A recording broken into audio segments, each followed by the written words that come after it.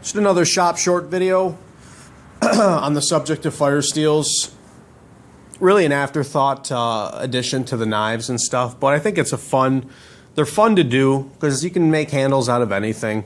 And one thing that interests me in particular is brass. I love brass. I love steampunk designs. So when I can bring those two together, especially on something like a Firesteel, I just think it's a ton of fun to do. So I make them.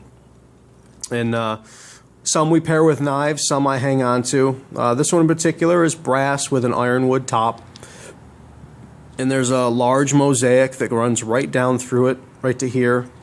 And I've got some custom cribbage pins. This one's in copper. They slides right perfectly down into that, all the way down into here.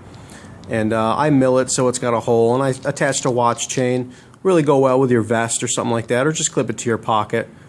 But I like that design.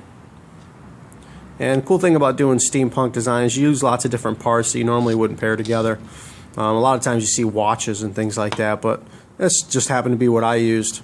And here's another one with maple burl. This is my personal one I'm going to hold on to. It's got two swells in it. I apologize, there's a little oil on them, so they're not as bright as they would be if I'd wiped them clean. But this one's got a mosaic in the top with a brass cribbage pin that I milled to hold this watch chain.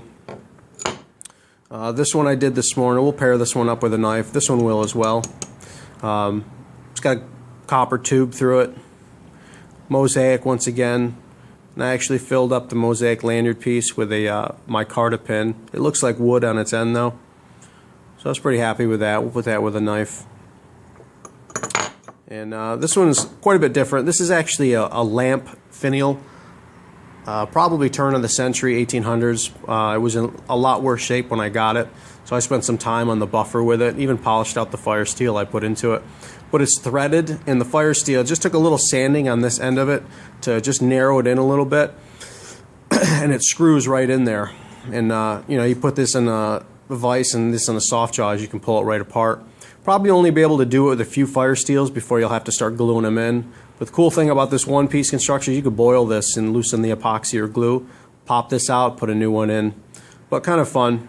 I definitely love that design. It's very Victorian and very unique. I don't think I've ever seen anybody do that yet. You could probably do the same with these, boil them and break the glue down and pop these out. I'd be a little more careful with these, but